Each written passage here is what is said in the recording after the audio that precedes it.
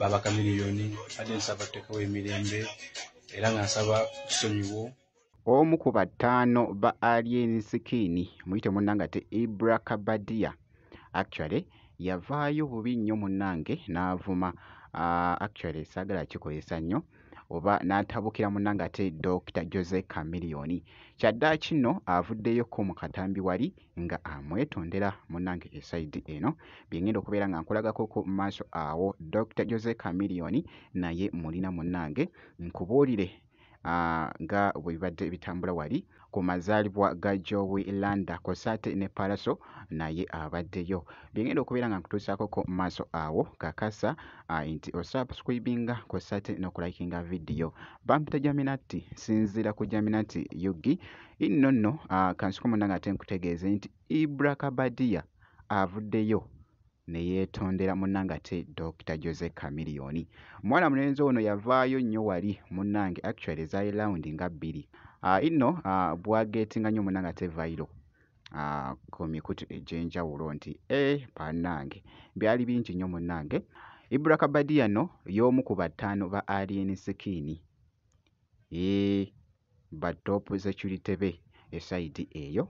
Kakati nno kansuke nkweko kakatambi kano olabe embeera nga bwebadde. Ntwala okusaba kuno eno eri omukulu Dr. Jose Chameleone era nga nsaba nganza omuntu nansaba onkwatibwa ekisa muzeeyi wange nakuyisa bubi we nakozesa essimu yange nga nkutyoboola naye nga mbadde nsaba nga olinga muzeeyi wange olinga mutabani bo olinga batoobo mbadde nsaba n'abawagizi bo nga neggwanga ddamba baba Kamiliyoni mbadde nsaba tekawo emirembe era nga nsaba tusonyiwo sigenda kuddamu kuyisa bubi nsaba terewo emirembe muzeeyi waffe siriddamu kukuyisa mu maaso siriddamu kikola nganza omuntu era nga mbadde nsaba okukwatibwa ekisa mukama waffe n'abawagizi bo nga neggwanga ddamba sigenda kuddamu kuyisa mu maaso Dr. Jose Chameleone. Bannange si byangu n'akamu ku sayidi y'emu nno na bino nno Alien Skin kyogamba tolaba Ibra Kabadia bw'oba ng'onoonya abantu abakulyamu enkwe tolaba Ibra Kabadia. Ngenda kuwa scenario ziringa 3 ku 4 kantandikire ku yakasooka okubeerawo. Ibra Kabadia abaddewo nga ajjonkera Chameleone ku sayidi yo kubanga Chameleone yakojjonkera leero ntewana wetadde omwezi akoze video nga yeetondera Chameleone. Ibra Kabadia y'omu we baakusibira yali nnyonyi n'ayitamu n'adduka bw'akomawo n'akomawo. Ibra Kabadia y'omu waliwo video ebadde trendinga ennyo ng'alaga nti omusuza mu basement era tobafaako obasuza mu basement. Ibra Kabadia kyogamba Alien Skin my brother igwe toyina seegamba nti Ibra Kabadia omanyi yitamu nviira. Who's in English? Ibra Kabadia beeramu newankubadde nti kiki neebeeramu mwana omunigo omutuufu tabeera bw'atyo. Nze nfollowinga mistakes z'okola zezimu neemu gyasettinga n'agamba nti bamukubye ng'era si yakubiddwa. Zonna zitulemu Alien Skin. Wandibadde osooka n'owummuzaamu ku Ibra Kabadia.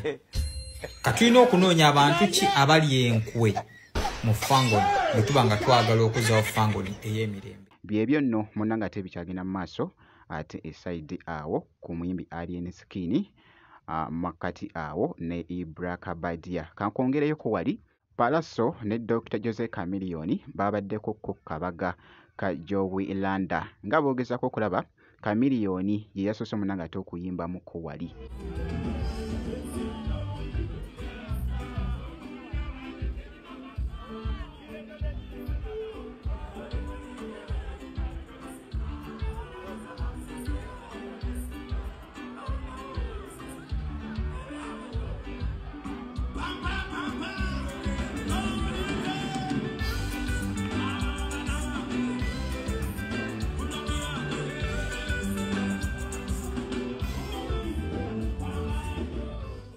nga Palaso bwali eno munnanga ate bali mu kulengera ekigenda mu maaso. Ku sayidi y'emu ne Palaso naye yavuddeyokko n'asooka naye n'abaggundamu munnanga ate omuziki nga bwogeza ku kulaba akatambi ako.